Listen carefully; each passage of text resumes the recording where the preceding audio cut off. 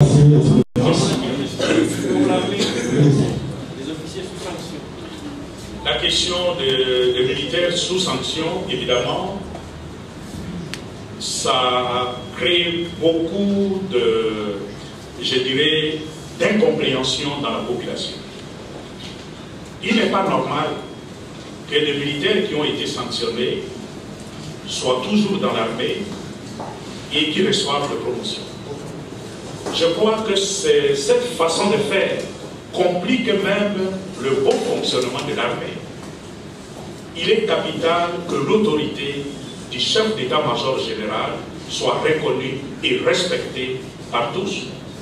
Mais quand vous avez des militaires qui obéissent à d'autres autorités que le commandement militaire, ça fragilise l'armée. Même nous aussi, comme Église, nous n'arrivons pas à comprendre pourquoi des militaires qui sont sous sanction et qui ont des dossiers très graves ne rendent pas compte à la justice et continuent à recevoir des promotions. C'est incompréhensible. Et cette situation ne fait pas honneur à notre armée. Au Bisoba Soto, Yokatiawa, il y a d'autres musitos, dans le bâti, il y a quelqu'un qui peut venir. Mais Bosote yake ne kuna alobaki te pona kosilisa pasi ya bandeko babiso bazwa mikuna Congo akende etumba na Rwanda a annexé Rwanda ekoma iteni ya Congo. D'un côté, nakoki koloba te likambo mozito alobi ezali presque sentiment ya bana Congo baso. Soko yoki pasi bandeko bazali koyoka kuna na est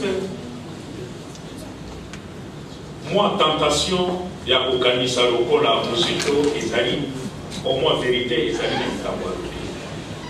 Mais en même temps nalingi nde kokebisa bana Congo liboso te okende itubana moto lokola Yesu Kristo alobaki fanda nano pe otala mwango ozali na yango eloko nini pipunde ozali na yango pona kopi.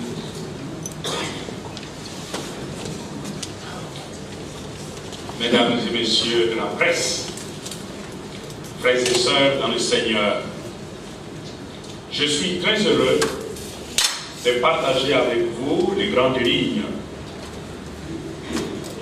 de mes constats, ma réflexion après ma visite pastorale dans le diocèse de Butembo-Beni du 27 au 31 décembre 2019.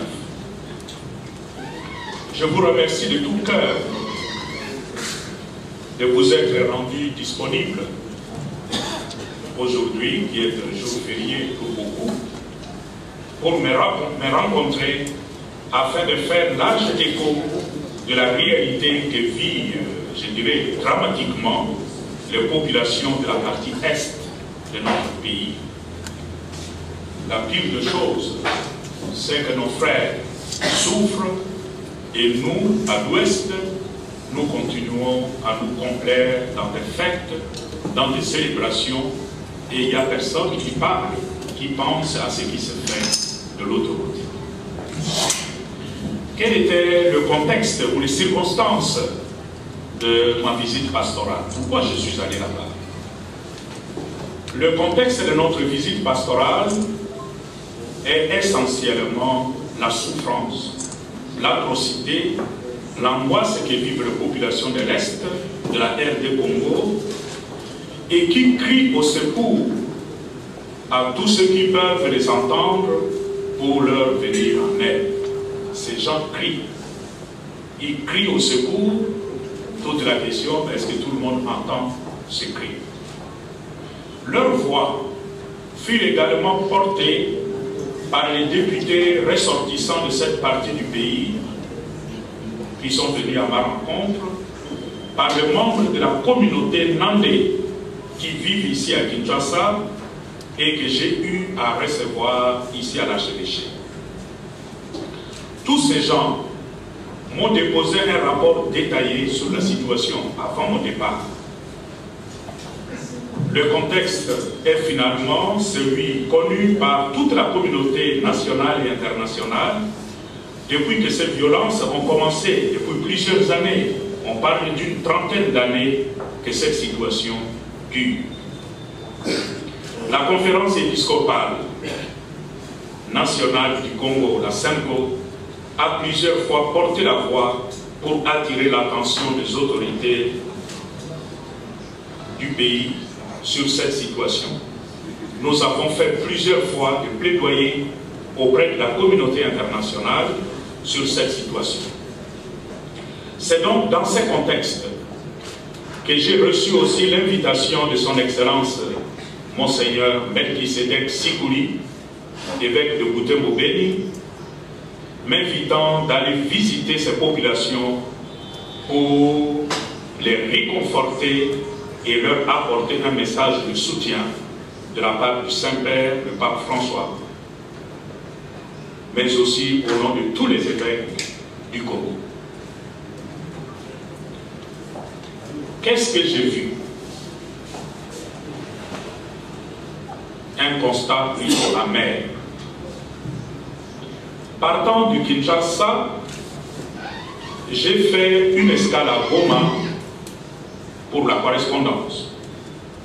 C'est là que son Excellence Monseigneur Willy Ngumbi, évêque de Goma, accompagné de ses deux évêques émérites, Monseigneur Ngabou et Monseigneur Kaboy, m'ont accueilli et adressé le mot de bienvenue et de soutien à la mission que j'avais commencée.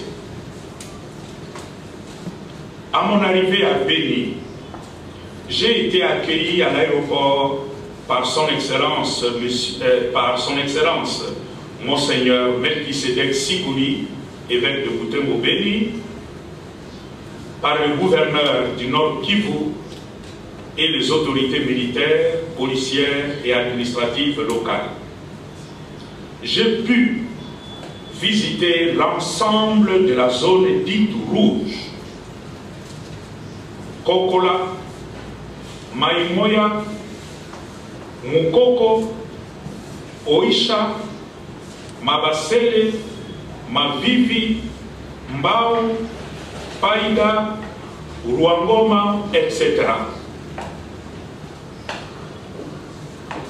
Le climat général est caractérisé par une misère que je qualifierais d'insupportable, de souffrance d'un peuple traumatisé. Il y a des massacres presque quotidiens dans cette partie. Des êtres humains égorgés froidement pendant la nuit.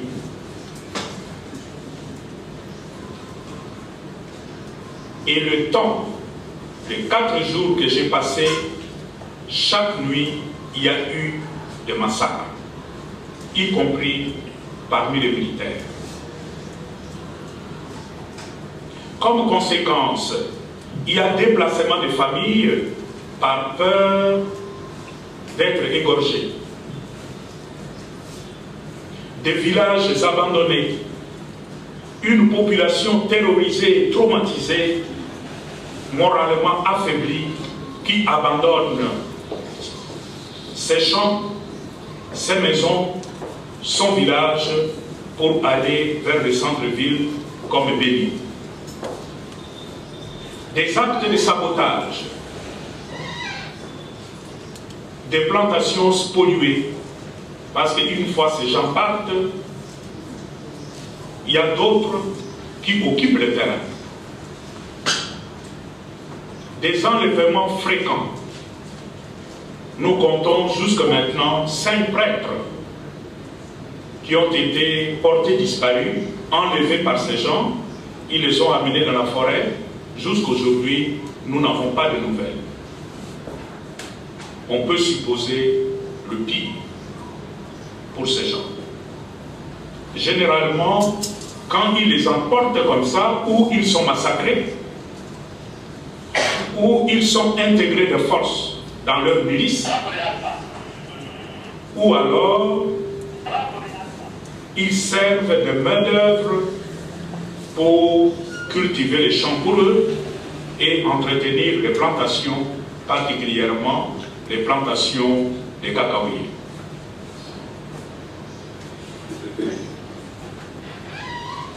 Notre analyse, ayant observé, ayant vu tout ça, je constate, et c'est remarquable quand vous êtes sur le terrain, qu'un plan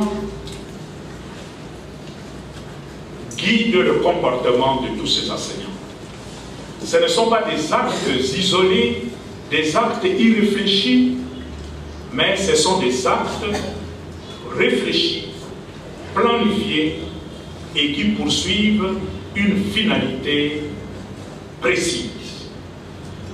Le constat montre clairement que l'objectif de tous ces comportements, c'est la balkanisation de notre pays.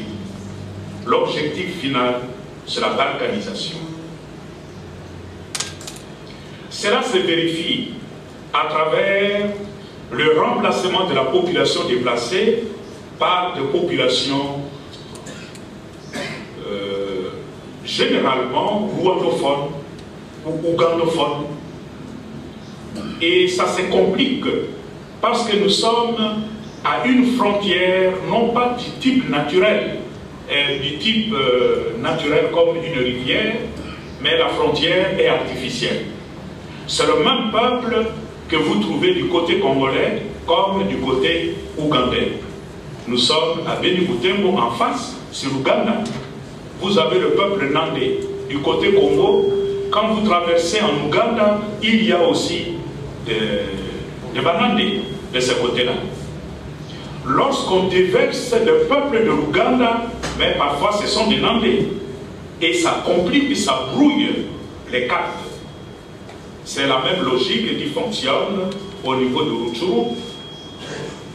Ça peut être de rwandophones, mais de ce côté, vous trouvez le même peuple. C'est la même chose que vous trouvez du côté de Fizi, le territoire de Fizi, dans les diocèses d'Uvira. Étant donné que c'est le même peuple de part et d'autre, c'est très difficile de distinguer qui est qui. Cependant, il est capital de faire la distinction entre les rwandophones, le peuple venant du Rwanda, et qui vivent au Congo depuis des années, et qui sont devenus des Congolais. Aujourd'hui, personne ne peut contester leur nationalité. Vous trouvez ces peuples du côté de Uvira, ceux qu'on appelle de façon les Banyamulenge, les vrais Banyamulenge ou de rwandophones, de Congolais d'origine rwandaise, qui sont là depuis des années, personne ne peut contester leur nationalité congolaise. De la même manière, dans le Rutshuru, vous trouverez de rwandophones qui vivent là depuis des années. On ne peut pas contester leur nationalité congolaise. Vous remontez dans l'extrême nord, dans l'Ituri, vous trouverez de peuples à morphologie nilotique, ce sont les Hema. Les Hema, ce sont les Tutsis de l'Ouganda. Mais ils sont au Congo depuis des années. Personne ne peut contester leur nationalité. Donc ce n'est pas ceux-là qui font problème, parce que ceux-là sont considérés comme des Congolais. Ce qui fait problème, c'est le déversement des autres qui arrivent et on essaie de le faire passer comme des Congolais. Et le cas le plus criant, sont les immigrés rwandais qui ont été chassés de la Tanzanie il y a quelques années et on a fini par les déverser au Congo.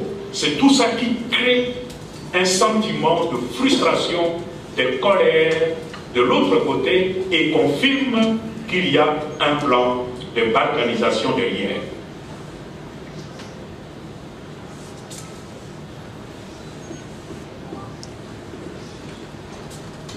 Cette infiltration, ça concerne aussi notre armée. Il est remarquable, quand vous parlez avec les militaires, on se rend compte tout de suite que notre armée est même infiltrée. Ce qui crée un climat de méfiance de la part de la population vis-à-vis de l'armée. Il y a l'ambiguïté de la MONUSCO. Le peuple ne fait pas du tout confiance à la MONUSCO pour la simple raison qu'à côté des installations de la MONUSCO, on vient égorger des gens. Or, la mission principale de la MONUSCO, c'est protéger la population civile. Il y a une perception négative de la MONUSCO dans les chefs de la population. Un peu aussi derrière la MONUSCO, c'est l'ambiguïté de la communauté internationale. On ne sait pas très bien à quel jeu joue la communauté internationale à l'Est. Que faire devant cette situation? La pire des choses, c'est le désespoir.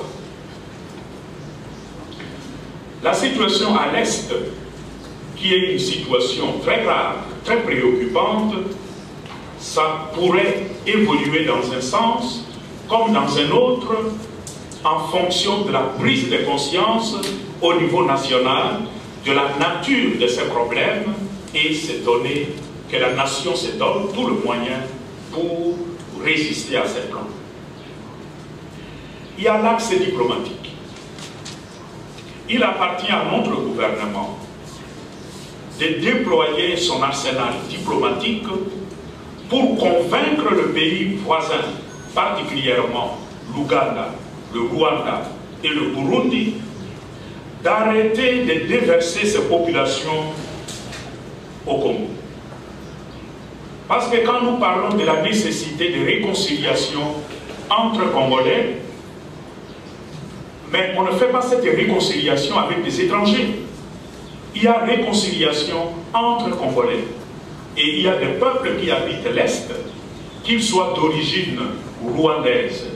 Dès lors qu'il est reconnu comme Congolais, il y a nécessité pour nous de chercher la réconciliation, le dialogue, pour que tout le monde puisse vivre en paix. Mais cette recherche de réconciliation ne fonctionnera pas si nous sommes face à des étrangers. Il appartient au gouvernement d'assumer sa responsabilité pour convaincre par la voie de la diplomatie ces trois pays d'arrêter, de cesser, de déverser sa population au Congo. Il y a l'axe économique et humanitaire.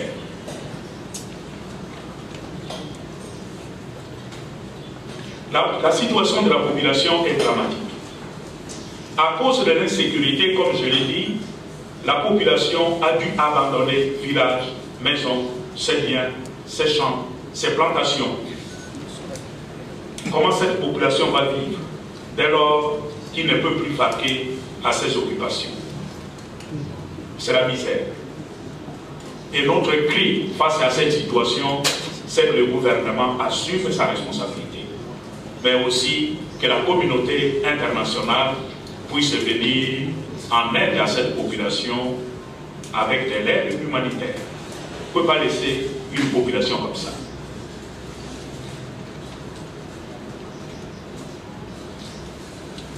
Mais la vraie solution en définitive, ce serait que ces atrocités cessent et que le peuple puisse retourner chez soi, dans son village, dans ses maisons, pour continuer à vivre. Il y a l'axe sociopolitique. Nous avons constaté que dans cette partie du pays, et tout ça, ça alimente le conflit, il y a des chefs coutumiers qui ont été destitués dans le temps et qui sont frustrés. On a mis à leur place des gens qui n'ont pas la légitimité. Et ces chefs coutumiers qui ont été destitués, frustrés, mais ils sont tentés de se mettre avec les ADF. Parce qu'ils espèrent peut-être avec les ADF, ils vont récupérer leur pouvoir. Il appartient aux autorités de Kinshasa, notamment le ministère de la décentralisation, de prendre en charge ce genre de questions. Il y a un élément aussi qui existe notamment à Maïmoya, là où des prêtres ont été enlevés et qui peut être considéré aujourd'hui comme l'épicentre du conflit. Il y a une sorte de mixage culturel. Je vous ai dit ici que les ADF, Nalu, sont au Congo depuis au moins 30 ans. C'est depuis l'époque de Mobutu. Pendant ces temps, ces gens ont eu à marier nos filles. Qui dit mariage dit aussi des enfants. Tous ces enfants sont là. Et ça crée une situation difficile à déceler. Et naturellement, il y a des complicités. Ce n'est pas un papa qui va dénoncer sa fille et qui vit avec un ADF. Ou l'enfant qui est né de ce mariage. La fille est avec son mari dans la bouche. Et papa élève la fille, élève l'enfant. Ce n'est pas le grand-père qui va dénoncer son petit-fils, humainement parlant. Donc ce sont des choses qui compliquent la situation au niveau du terrain.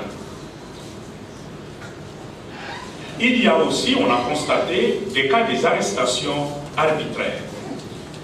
Étant donné qu'on ne connaît pas très bien qui est l'ennemi, parce que l'ennemi est invisible. Peut-être il est diffus dans la population, ou il se retire dans la forêt, qu'il maîtrise très bien. Alors des fois il y a des dénonciations, des arrestations, et ces gens ne sont pas jugés. Tout ça, ça augmente la frustration de la population. Nous pensons que c'est le rôle des députés nationaux, provinciaux et des leaders communautaires de déclencher un processus de dialogue pour prendre en charge toutes ces questions qui créent de frustration dans la population. Enfin, c'est l'axe militaire, sécuritaire. Notre armée est là. Notre armée, c'est l'unique armée que nous avons. L'erreur que nous commettrions et que nous commettons effectivement, c'est de donner toujours une image trop négative de notre armée. Cela ne sert pas du tout la cause de notre pays. L'armée est constituée de nos frères et sœurs qui sont au front. Et la première nuit que j'ai passée à Béni, 2 militaires ont été tués. Des gens qui ont abandonné leur famille très loin et qui s'exposent pour sécuriser le front est de notre pays. Nous n'avons pas le droit de le mépriser ou de le ridiculiser. Naturellement, parmi les militaires, il y a toujours des brebis galeuses, comme on dit. Il y en a qui commettent des bavures, comme ça existe dans toute famille. Mais je crois que nous n'avons pas le droit de parler toujours de notre armée comme nous aimons le faire de façon négative. Ce sont des gens qui méritent notre admiration, qui méritent considération. Ils sont là, mais ils n'ont pas toujours le moyen de faire la guerre. Ce n'est pas de leur faute. Un militaire, c'est un être humain, il doit manger. Il doit prendre du pain le matin. Sinon, vous l'envoyez au front, comment il va faire? Il appartient au gouvernement de mettre le moyen conséquent à la disposition de l'armée. Vous ne pouvez pas attendre d'une armée une prouesse militaire et en même temps ne pas lui donner le moyen de son action. Le deuxième front, c'est le nombre. Le pays est en guerre et priorité doit être cette région de Béni-Boutembo où il y a des massacres et des morts chaque jour. On devrait plutôt augmenter le nombre de militaires de ce côté et en même temps mettre à leur disposition des moyens conséquents.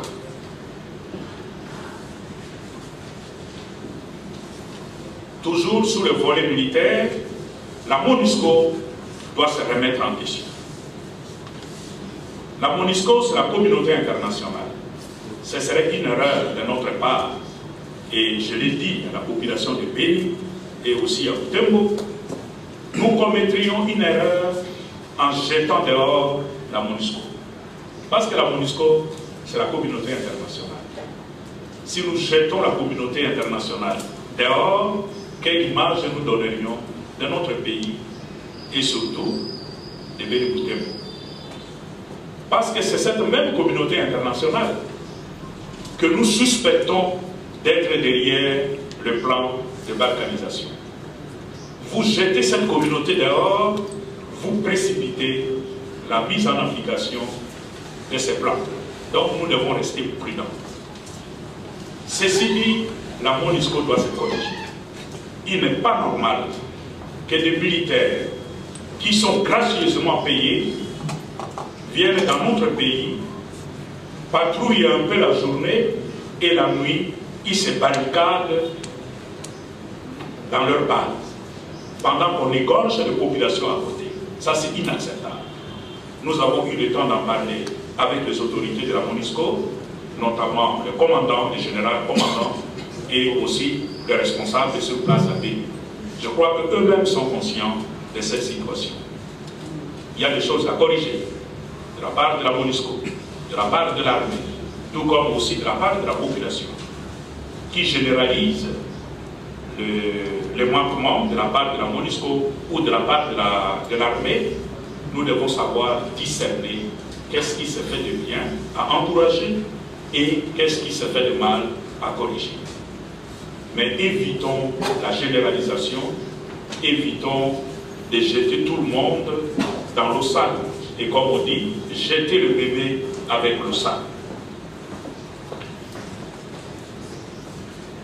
Malgré ces tableaux sombres, malgré cette situation préoccupante, nous restons confiants. Nous pensons que cette situation ne pourrait continuer à se développer que si nous-mêmes, comme peuple congolais, nous ne sommes pas capables de nous prendre en charge, de prendre notre destinée en main. Et pour cela, il faut une prise de conscience au niveau national, partir du principe que notre pays est en guerre. Il y a beaucoup qui ne se réalisent même pas que le pays est en danger, qui ne se réalisent pas que le pays est en guerre. Et là, je vous prends à témoin, c'est aussi vous de la presse, vous ne relayez pas suffisamment la gravité de la situation qui est à l'Est. On peut tuer des militaires, on peut tuer des populations. J'ouvre ma télévision le soir, même la télévision nationale. Personne n'en parle. Personne n'en parle. On est sidéré. Mais si la presse nationale n'en parle pas, qui va informer la population? Là aussi, c'est le moment de remise en question de votre part, hommes et femmes de la presse. Nous ne couvrons pas suffisamment le drame qui est en train de se jouer à l'est du pays. Et surtout quand on est du côté de l'ouest, ici à Kinshasa, on pense que c'est une affaire de nos frères et sœurs qui sont à l'est. C'est leur problème. Nous ici, on se marie, on fait la fête, généralement on célèbre ici à Kinshasa, pendant que le pays est en feu. C'est irresponsable. Tout en exhortant les peuples victimes, surtout nos frères et sœurs de l'Est, tout en les exhortant au courage et à ne pas perdre d'espoir, je vous confie tous à l'intercession de la Vierge Marie, patronne de notre pays, le Congo. Et je vous remercie. En fait, les éléments de réponse sont contenus dans ma communication. Je suis allé à l'Est, à cause de la gravité de la situation et la détresse de notre peuple. Moi, je suis pasteur. Je ne suis pas un politicien. Et le rôle du pasteur, c'est être à côté de ce brebis qui souffre. Pourquoi cette période? C'est la fin de l'année, je suis allé entre Noël et bonne année, c'est la période où tout être humain peut prétendre passer un moment de bonheur et de joie. C'est un droit. Mais ces peuples étaient complètement privés de ce moment de bonheur.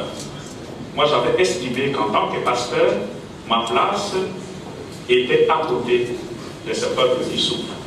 Et je peux vous assurer que ma présence, rien que ma présence, a été un réconfort que vous ne pouvez pas imaginer pour ce peuple.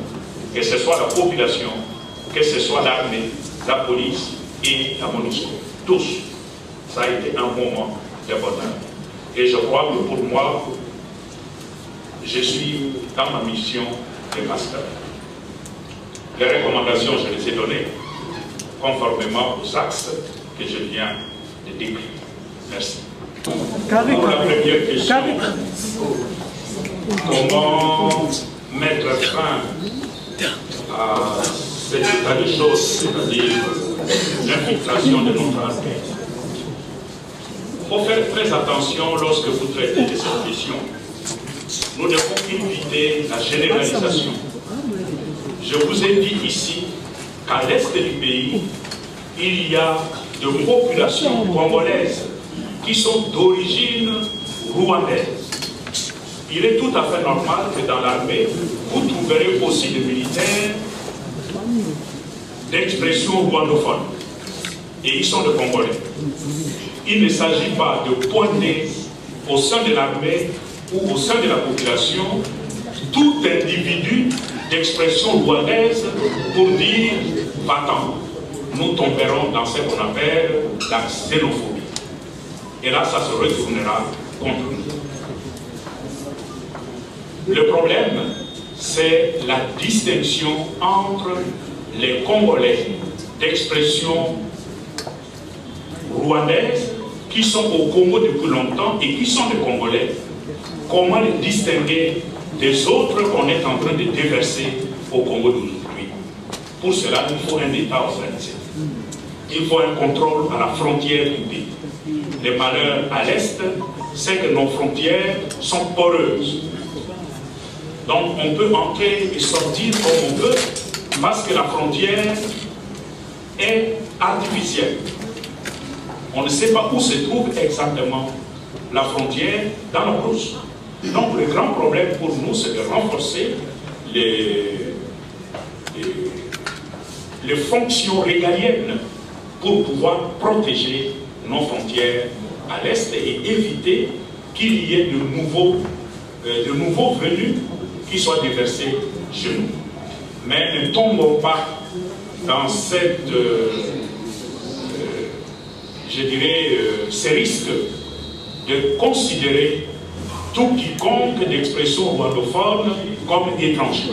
Ça aussi, ce serait une grosse erreur. En parlant de la MONUSCO, moi je n'ai pas dit que la MONUSCO est en train de favoriser la balkanisation du pays. Je n'ai pas dit ça. J'ai dit que la MONUSCO a une mauvaise perception à l'Est parce que sa première mission, qui consiste à protéger la population civile, cette mission n'est pas complètement assumée. Autrement, comment comprendre qu'on vienne égorger, tuer froidement à côté des installations de la MONUSCO? Donc c'est une faillite dans l'accomplissement de sa mission qui doit tout simplement corriger. Merci. Position Yangai, ma proposition au Bisoba Soto Yokakiawa, il y a Adolphe Mouzito, dans le bac il y a quelqu'un qui peut venir, mais il faut sauter à quelqu'un dans le bac on a aussi sa passe, il y a des Bisoba Zoabikuna, Congo, à Kende, Touba, à Rwanda, à annexer Rwanda et comment il était au Congo. D'un côté, Nakoki Kolobate, Likambo, Mosito Alobi, ezali presque sentiment il y a pas na Congo baso. Soko yoki pasi bandeko bazali koyoka kuna na est. Moi tentation ya kokanisa lokola Mosito ezali au moins vérité ezali na Congo. Mais en même temps, na limite kokebisa na Congo. Liboso te okende itubana moto lokola Yesu Kristo alobaki fanda nano pe otala mwango ozali na yango eloko nini pipundeli ozali na yango mpona kokende ituba na contexte ya biso ya lelo soko toki etumba contre Rwanda tozali na chance soki mokete tobanda nano kotia molongo tobanda nano kobongisa arme ya biso lokola na lobiawa topesa moyen na arme mpona kosala mosala soko tolingi kobongisa arme te proposition na ndenge wana ezali risque monene mpe mpona biso ezali risque ezali malamu. Merci, Bouton Tata Cardinal. Role ya l'État na lobi ya kwawa na kanisi makambo mazali koleka kuna na este ezali liboso penza mokumba mosala ya l'État olamatari asengeli atia biso kuna mpe alanda situation ya este soko totali comportement ya bali politique na mboka ya biso ezali kopesa impression que bango surtout classe politique bazali kopesa kilo mingi na likambo lizali koleka kuna na SFP pe koswana entre bango awa kowelaka bokonzi mosolo bongo na bongo nzokandi kuna na este ekolo ya biso ezali na likambo. Église catholique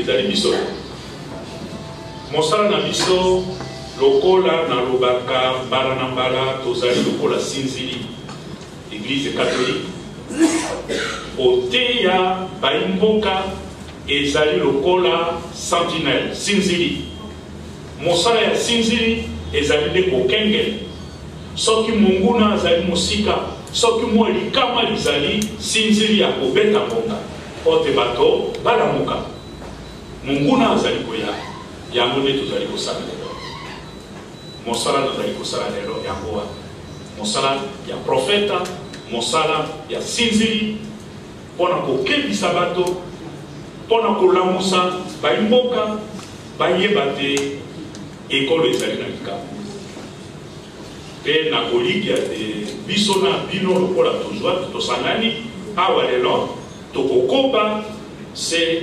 kolamusa baimboka.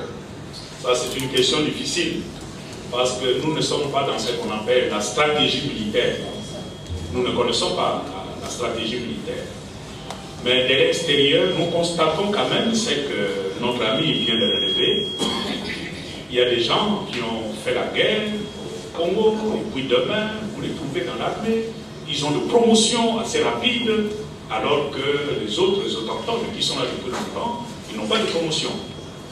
Et tout ça, ça crée de frustration dans la population et aussi dans l'armée. Comment corriger cette situation? C'est assez compliqué, parce que cet acte, en fait, participe à la mise en application du plan de balkanisation. C'est à nous de nous réveiller et de regarder cette réalité en face.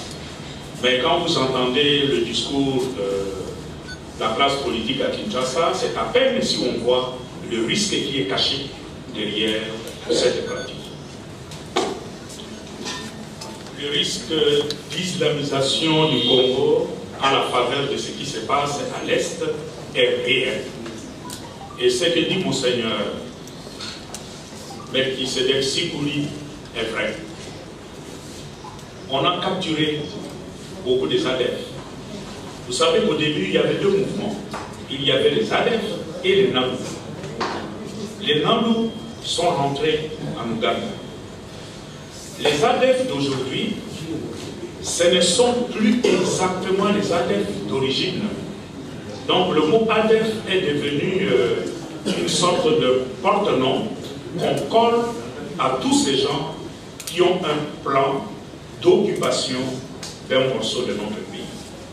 Parmi eux, on a trouvé des Soudanais, on a trouvé des Centrafricains, on a trouvé des gens venant de tous les pays voisins à l'Est. Mais il est vrai que le fondamentalisme islamique qui s'est fait de par le monde a trouvé là aussi un terrain fertile. Considérons que la terre de Béni-Boudembo est considérée par les experts comme la partie la plus fertile de la terre du monde. Donc, il y a de quoi envier ces territoires-là. Le risque d'islamisation, ça c'est vrai. Mais est-ce que la MONUSCO participe à ces risques d'islamisation? Ça, il faut prendre avec prudence.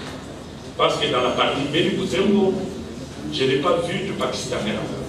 Les Pakistanais sont au sud, je crois, la partie Minembwe. Ils sont de ce côté. Mais il est aussi vrai que notre pays, aujourd'hui, fait face à un phénomène d'islamisation planifiée. C'est un plan, non seulement pour le Congo, mais pour l'ensemble de l'Afrique. Les mosquées poussent partout, même ici à l'ouest, même ici à Kinshasa.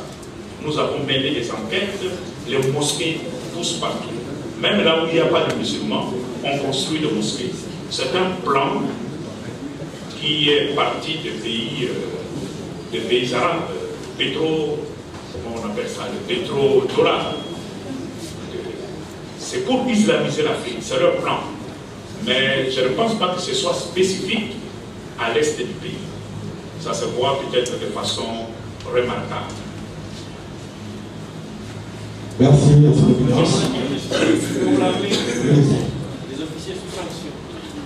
La question des militaires sous sanction, évidemment, ça crée beaucoup de, je dirais, d'incompréhension dans la population.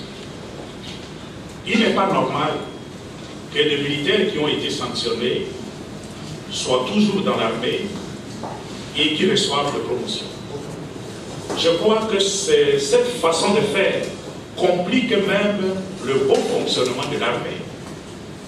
Il est capital que l'autorité du chef d'état-major général soit reconnue et respectée par tous. Mais quand vous avez des militaires qui obéissent à d'autres autorités que le commandement militaire, ça fragilise l'armée. Même nous aussi, comme Église, nous n'arrivons pas à comprendre pourquoi des militaires qui sont sous sanction et qui ont des dossiers très graves ne rendent pas compte à la justice et continuent à recevoir des promotions. C'est incompréhensible. Et cette situation ne fait pas honneur à notre armée. La réalisation du plan de balkanisation dépend essentiellement de nous, Congolais. Ces plans, même si c'est voulu par quelques membres de la communauté internationale ou par les pays voisins, ne peut se concrétiser que si nous, Congolais, nous nous prêtons à ces jeux-là. Autrement, ça ne passera pas. La communauté internationale n'a pas eu une position très claire sur cette situation. Et je crois que si nous, comme Congolais, nous nous prenons en charge, nous commençons à nous pencher sur cette situation de l'Est et en faisant voir à cette fameuse communauté internationale notre désapprobation de ce projet, ça ne se réalisera pas. Et ce qui réconforte beaucoup à l'Est, quand vous parlez avec tout le monde, il n'y a aucun Congolais qui soit en faveur de la balkanisation de son pays. On a divisé la Yougoslavie, on a balkanisé la Yougoslavie parce que le peuple qui habitait la Yougoslavie voulait se séparer les uns des autres. Sinon, la Yougoslavie ne serait pas balkanisée. On a balkanisé le Sud-Soudan, on a balkanisé le Soudan, parce que le Sud-Soudan voulait son indépendance. Or, ce sont des réalités que vous ne trouvez nulle part au Congo. Donc, moi, je crois qu'il n'y a pas de fatalité et ces plans ne peuvent réussir que si le fils et le fille du Congo jouent le jeu. Au point où nous en sommes, je suis convaincu qu'ils ne réussiront pas ces plans de balkanisation. Il n'y a pas de fatalité. Merci. Le dernier intervenant posait deux questions. Il demande si je peux vous citer les principaux acteurs de la balkanisation. Si je les connaissais, je les aurais mentionnés dans ma communication. Moi, je ne les connais pas. Si quelqu'un dans la salle les connaît, il nous rendrait service en les citant. Nous ne connaissons pas qui est derrière, mais nous voyons les œuvres de cet ennemi invisible.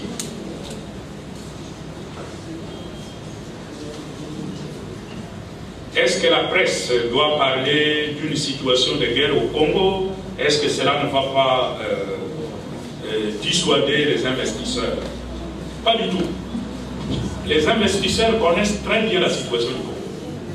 Et ce sont ces mêmes investisseurs qui sont parfois derrière le désordre à l'est là-bas. Soyons réalistes. Il y a beaucoup de gens qui ont fait des affaires au Congo pendant les périodes troubles que pendant la période de paix. Donc, n'ayez aucun souci de préoccupation pour les investisseurs. Les investisseurs sont de braves garçons, de braves filles. Ils savent comment trouver leur chemin dans cette situation. D'abord, il n'y a même pas d'investissement au Congo. Maintenant, nous ne parlons pas de la guerre, mais il n'y a pas d'investissement.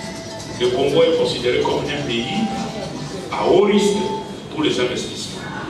Ceux qui investissent, c'est généralement de façon mafieuse. Ce sont des grands mafieux qui font des affaires au Congo avec la complicité des fils et des filles du Congo qui sont en situation de pouvoir, que ce soit des politiciens ou dans l'armée. Les vrais investisseurs n'investissent pas au Congo d'aujourd'hui. Donc nous avons tout intérêt à regarder la réalité en face, de ne pas nous voiler la face et que la presse fasse son travail de communication et d'éducation de la population. Normalement, nous devrions plutôt être en deuil dans ce pays. Nous devrions nous considérer comme un peuple, le mot c'est quoi? Un peuple endeuillé, un peuple qui porte un deuil. Malheureusement, nous ne sommes pas comme ça. La question de mademoiselle, madame, je ne sais pas, est-ce qu'on devait célébrer l'an 1 de la coalition au pouvoir? Naturellement, ce n'est pas le moment de faire des fêtes. L'argent qu'on peut utiliser pour la fête, on devait envoyer ça aux soldats au front. Mais la question ne vaut pas seulement pour ceux qui sont au pouvoir, c'est aussi pour nous tous. Nous sommes là. Est-ce que nous avons fêté? Oui ou non? Nous avons beaucoup fêté. Bonne année. Il y en a qui ont passé la nuit dehors en train de fêter. Il y en a qui sont fatigués aujourd'hui parce qu'ils avaient trop fêté. Donc l'interpellation qu'on peut adresser à la classe politique vaut aussi pour nous tous. Ça vaut pour nous tous. Effectivement, une forte délégation de l'AFDC et chez Moyen, on a échangé, m'ont présenté leur situation. Je considère tout simplement que nous devons apprendre à respecter, savoir respecter les autres. La démocratie, c'est j'ai mes opinions politiques, mais tu peux aussi avoir des opinions politiques divergentes, mais cela ne fait pas de nous des ennemis. Or, notre classe politique au Congo a tendance où tu penses comme nous, sinon tu es un ennemi. Et on le fait au niveau du pouvoir. On le fait au niveau de ceux qui détiennent le pouvoir. Puisque tu n'es pas avec nous, nous allons tout faire pour te faire souffrir. Nous allons tout faire pour t'arracher tes droits, et même des droits légitimes. Et là, ça ne va pas. Je crois qu'il appartient au président de la République, en tant que garant des institutions, de sécuriser les uns et les autres. On n'a pas le droit de se comporter comme on fait maintenant avec les gens de AFDC, tout simplement parce qu'ils ont d'opinions divergentes. C'est pas juste. Mais bon, ce n'est pas notre rôle d'entrer dans des querelles politiciennes. On ne veut pas entrer là-dedans, mais nous disons toute la situation, l'alternance que nous avons eue aujourd'hui au sommet de l'État, même si c'est critiquable, mais c'est quand même le fruit de l'accord de la Saint-Sylvestre. Et un point très important que nous avions traité durant le dialogue qui a conduit à l'accord de la Saint-Sylvestre, et ça a été mentionné dans l'accord, c'était notre refus absolu des dédoublements des partis. Il est inacceptable qu'aujourd'hui, après l'accord de la Saint-Sylvestre, qu'on continue à dédoubler des partis de façon indue. Ça, c'est inacceptable. Et c'est le cas de ces partis qui est venu chez moi hier. Hier, c'était l'UDPS, c'était MRC, c'était MSR, c'était plusieurs partis qui ont été dédoublés. Et l'accord de la Saint-Sylvestre avait levé l'option à partir d'aujourd'hui, plus de dédoublement de partis. Qui veut créer son parti, libre à lui, mais il ne faut pas dédoubler le parti d'autrui. Or, c'est ce qui arrive aujourd'hui, malheureusement. Il appartient au président de jouer son rôle et de sécuriser ses partis. J'ai répondu à la question. Je crois que c'est une question c'est une situation qui met tout le monde dans l'embarras. Ce n'est pas une situation idéale. Personne ne peut souhaiter une situation pareille. Et ça jette, je dirais, un peu le flou sur l'image même de notre armée et l'image du pays. Il est de l'intérêt de ceux qui gouvernent le pays, en commençant par le chef de l'État, de corriger ces situations qui dénaturent même l'image de notre armée. Voilà. Merci. La population de Béni l'a dit, le temps que j'étais là, c'est d'abord sa grande satisfaction que je sois venu. Parce que le climat, le sentiment général, c'était le sentiment d'abandon. On est oublié. Naturellement, il y a le président, tout comme certains hommes politiques, font les défilés de Béni, mais restent à Béni City, la cité de Béni. Ils ne vont pas vers la zone rouge. Ce qui fait la grande différence, c'est que je suis allé jusque dans la zone rouge. Ce que la population demande, que ce soit de l'Église catholique ou de nous tous ici, c'est de ne pas les oublier. Leur ennemi numéro un, ce serait l'oubli collectif.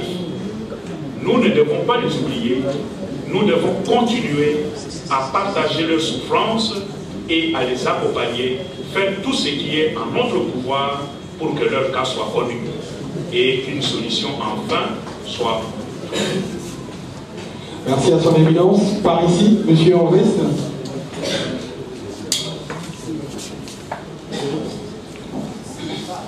Merci. La première chose, j'ai eu à saluer les témoignages des hommes et des femmes de l'Église dans cette partie de notre pays. Pendant que tout le monde fuit l'insécurité, l'Église catholique est là. Il y a des prêtres, il y a des consacrés qui ont levé l'option de rester à côté de leur peuple, quoi qu'il arrive. Je crois que c'est le plus beau témoignage que l'Église peut apporter à un peuple aux abois.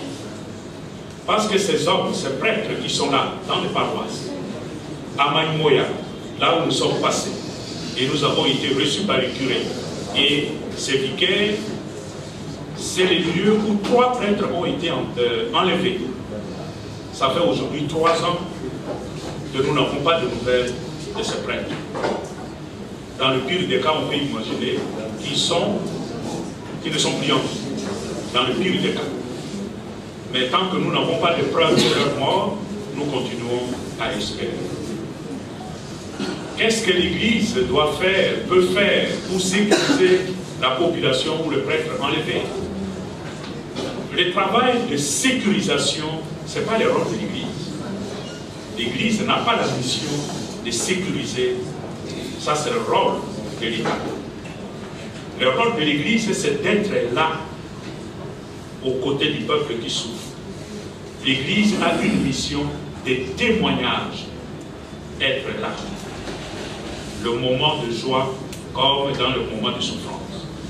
Et là, de ce côté-là, je suis très fier de l'Église catholique, surtout dans cette partie du pays, qui est là et qui continue à soutenir moralement le peuple qui souffre.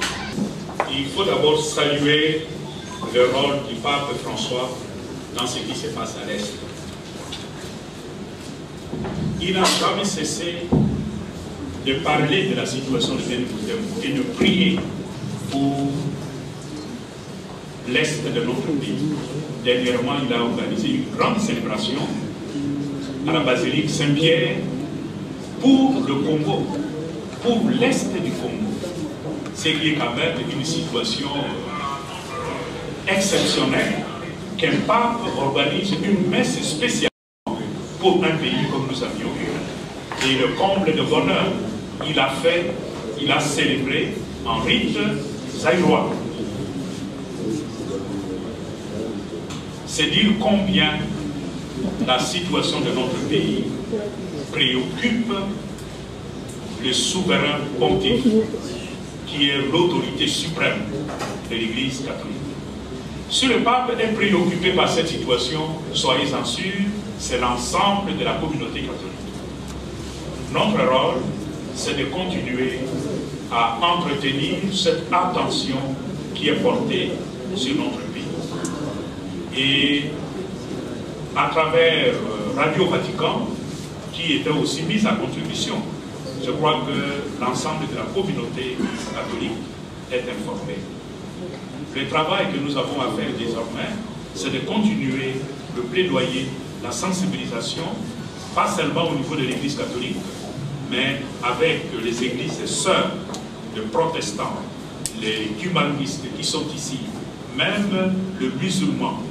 Je peux vous rappeler, au mois d'octobre, nous avions organisé une grande réunion à Genève avec le Congo et le pays voisin, y compris le Rwanda, Burundi, l'Ouganda, la Centrafrique, Soudan du Sud, Angola, la Tanzanie, pour voir comment nous pouvons porter ces messages de paix dans la sous-région des Grands Lacs. Et là, c'était l'Église catholique de tous ces pays, le protestant, le musulman et les autres confessions religieuses qui se trouvent là, parce que nous estimons que c'est notre rôle de porter la bonne parole de paix et de sensibilisation pour que la communauté de cette sous-région puisse enfin vivre en paix et dans un sentiment de fraternité générale. Nous faisons notre travail et nous allons continuer. Au niveau du Congo, nous avons déjà commencé avec le protestant, globalement, les cubanistes un peu, parce que les cubanistes ne sont pas toujours très portés vers les questions sociopolitiques. Ce n'est pas dans leur tradition, mais on les implique. Parce que si on se met ensemble, on devient plus fort. Comme nous sommes des hommes et des femmes de foi, nous nous espérons, nous continuons à espérer, surtout que Dieu lui-même est venu habiter dans notre monde. Avec la fête de Noël, ça signifie la paix est possible dans notre pays, surtout à l'Est.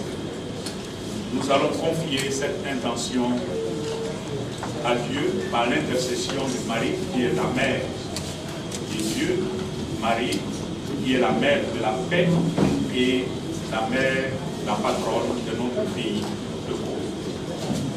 Je vous salue Marie, pleine de grâce, le Seigneur est avec vous. Vous êtes bénie entre toutes les femmes, et Jésus, le fruit de vos entrailles, est béni. Sainte Marie, Mère de Dieu, priez pour nous pauvres pécheurs, maintenant et à l'heure de notre mort. Amen. Le Seigneur soit avec vous, Et avec votre esprit. que Dieu Tout-Puissant vous garde. Dieu, Père de notre Seigneur Jésus-Christ, qui est né dans notre monde, qui est né dans nos cœurs, qu'il vous transforme, qu'il fasse de vous des agents de paix, des agents de réconciliation entre les hommes, entre les femmes, afin que notre monde, afin que notre pays, le Congo, particulièrement dans sa partie Est, puisse connaître la vraie paix qui vient de Dieu. Que la paix règne dans notre pays, que la paix règne dans nos familles, que la paix règne dans nos cœurs. Soit avec chacune de vous, et vous bénisse au nom du Père et du Fils et du Saint-Esprit. Amen. Merci et allez dans la paix du Christ.